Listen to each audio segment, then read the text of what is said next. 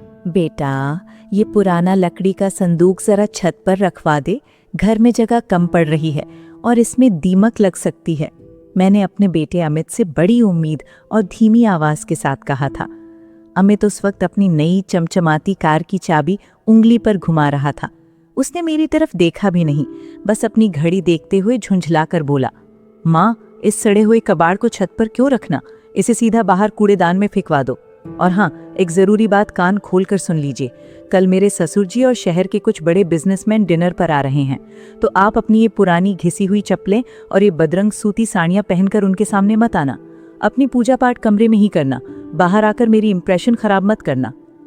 वो शब्द मेरे कलेजे को किसी धारदार चाकू की तरह चीर गए।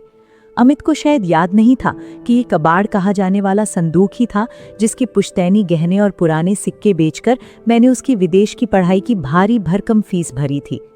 मेरी बहू शालिनी और उसके रईस घरवाले मुझे एक मामूली, अनपढ़ और पुराने ख्यालात वाली बोझ औरत समझते थे। उन्हें लगता था कि मैं बस उनके आलीशान घर की शोभा बिगाड़ने वाली एक फालतू चीज हूँ। लेकिन उन्हें ये रत्ती भर भी अंदाजा नहीं था कि जिस करोड़ों के बंगले में वो आज ऐश कर रहे हैं और जिस जमीन पर पैर पटक कर चलते हैं, उसकी असली और इकलौती मालकिन होने के साथ साथ मैं इस शहर की सबसे बड़ी बेनामी प्रॉपर्टी होल्डर और बिजनेस टाइकून हूँ। मेरा नाम जानकी है। आज मैं आपको अपनी वो अनकही कहानी सुनाने जा रही हूँ जो आपको ये सोचने पर मजबूर कर देगी कि क्या वाकई दिखावा ही सब कुछ है या फिर सादगी के उस शांत पर्दे के पीछे कोई बहुत बड़ा तूफान छिपा होता है। मेरे पति स्वर्गीय पंडित जी इस शहर के सबसे प्रतिष्ठित विद्वान, ज्योतिषी और एक गुप्त दानवीर थे। लोग उनसे सलाह लेने के लिए दूर दूर से आते थे। उन्होंने अपनी पूरी जिंदगी में हजारों लोगों की निस्वार्थ भाव से मदद की और बदले में कृतज्ञ लोगों ने उन्हें दुआएं और बहुत सारी ऐसी जमीनें भेंट की जिनके बारे में दुनिया को पता भी नहीं था। जब उनका अचानक निधन हुआ तो अमित बहुत छोटा था। मैंने अपनी पूरी जवानी अकेले संघर्षों में काटी। मैंने लोगों के कपड़े सिए, रात रात भर जागकर अचार पापड़ बनाए और बोरियों में भर कर बेचे, ताकि अमित को कभी किसी चीज की कमी महसूस ना हो, उसे कभी ये एहसास ना हो कि उसके सिर से पिता का साया उठ गया है। अमित पढ़ लिख कर बड़ा हुआ, उसकी नौकरी लग गई और फिर उसकी शादी शालिनी से हुई। शालिनी एक बहुत ही रईस, घमंडी और आधुनिक खानदान की बेटी थी। शादी के कुछ ही हफ्तों के भीतर उसने घर का नक्शा ही बदल दिया।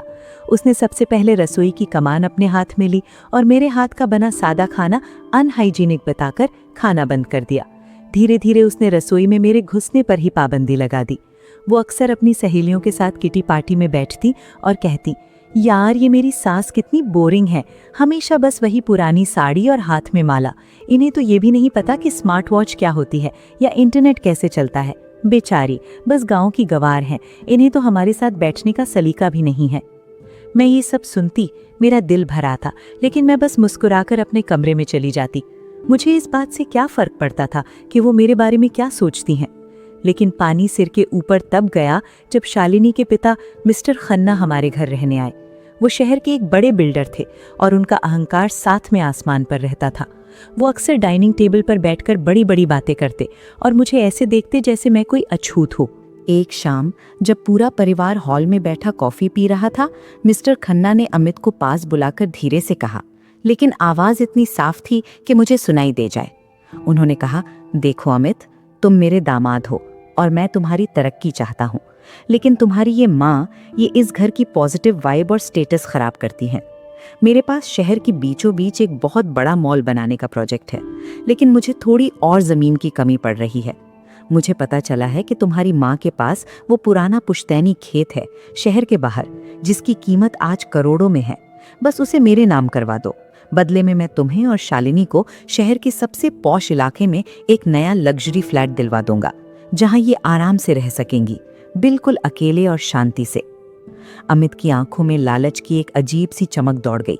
उसने अपनी माँ की ममता की बलि देने में एक पल भी नहीं लगाया। वो तुरंत मेरे पास आया और बोला, माँ, पापा, ससुर जी बिल्कुल ठीक कह रहे हैं। वो खेत तो सालों से बंजर पड़ा है, वहां जंगली घास के अलावा कुछ नहीं उगता। आप बस इन कागजों पर साइन कर दो। मैं कल ही आपको नए और आधुनिक फ्लैट की चाबी दे दूंगा। वहां आपको कोई टोकने वाला नहीं होगा। आप अपनी पूजा पाठ जितना चाहें कर सकती हैं। उस रात मुझे समझ आया कि मेरा बेटा अब मेरा नहीं रहा। उसे मेरी सुरक्षा या मेरी खुशी की फिक्र नहीं थी। उसे सिर्फ नए फ्लैट और अपने ससुर की नज़रों में अपनी इज्जत बढ़ाने की पड़ी थी। मैंने बहुत ही शांति और संयम से कहा, बेटा, वो खेत तुम्हारे पिता की आखिरी और सबसे बड़ी निशानी है। उन्होंने मरते वक्त मुझसे वादा लिया था कि मैं उसे कभी नहीं बेचूंगी। मैं उस जमीन का सौदा नहीं कर सकती।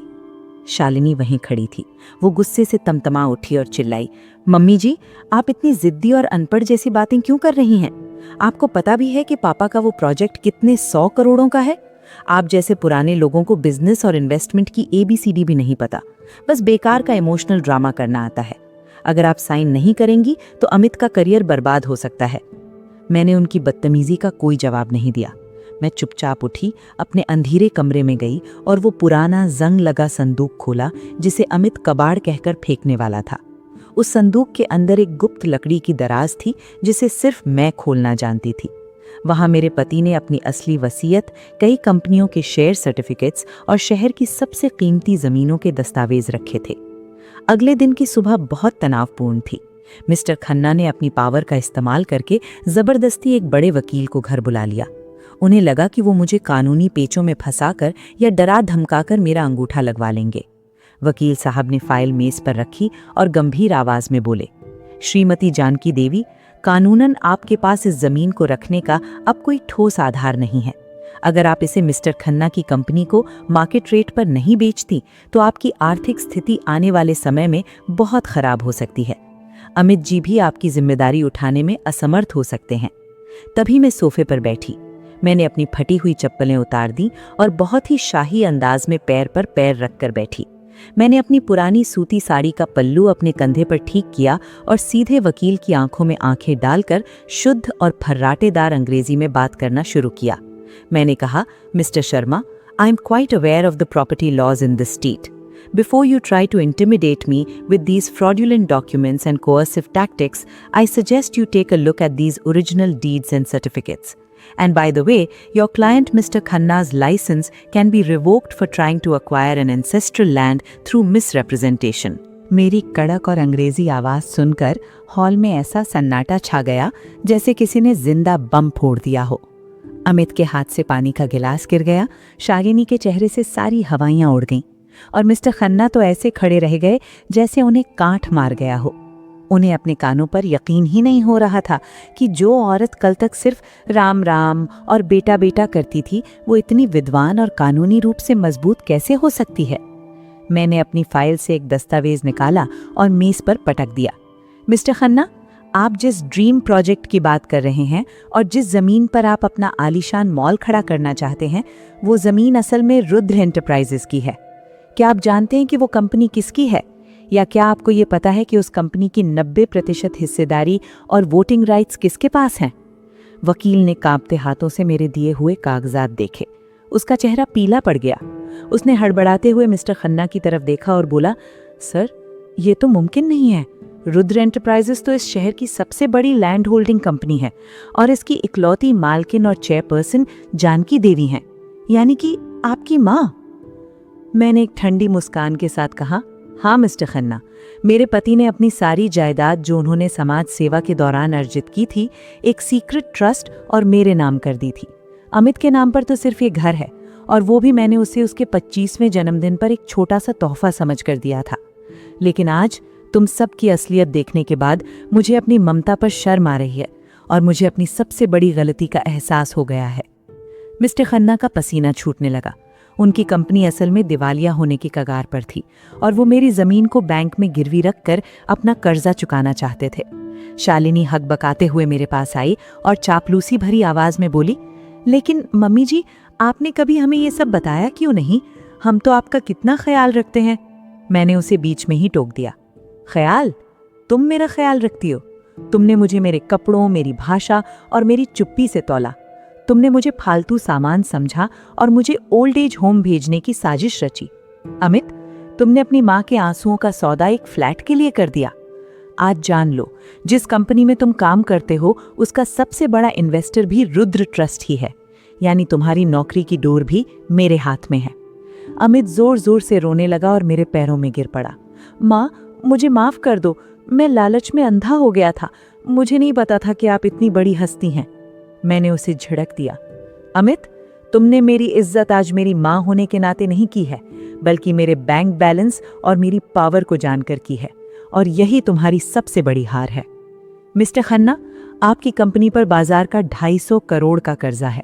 आज शाम तक आपके ऑफिस में एक टेकओवर का नोटिस पहुंच जाएगा, क्योंकि मैंने आपकी कंपनी के सारे संकटग्रस्त शेयर्स खरीद लिए हैं। अब से आप मेरे लिए काम करेंगे, और वो भी मेरी शर्तों पर। उस शाम के बाद उस घर की फिजा पूरी तरह बदल गई। शालिनी अब रसोई में सुबह शाम खुद काम करती है और मुझसे बिना पूछे एक पत्ता भी नहीं हिलता। अमित अब ऑफिस से जल्दी आता है और मेरी आंखों में आंखें मिलाने की हिम्मत नहीं जुटा पाता। मैंने उन्हें घर से नहीं निकाला क्योंकि मैं उन्हें तड़पाना नहीं चाहती थी, बल्कि उन्हें ये सबक सिखाना चाहती थी कि असली रईसी और ताकत बैंक बैलेंस या महंगी कारों में नहीं, बल्कि उन बुजुर्गों के सम्मान में होती है जिन्होंने आपको इस काबिल बनाया है। आज वो पुराना लकड़ी का संदूक घर के सबसे मुख्य हॉल में एक कांच के बॉक्स में रखा है।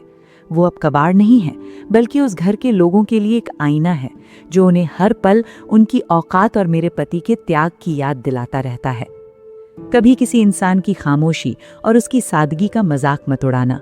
सादगी के पीछे अक्सर तजुर्बे का वो गहरा समंदर होता है जो बड़े बड़े अहंकार के जहाज़ों को एक पल में डुबोने की ताकत रखता है।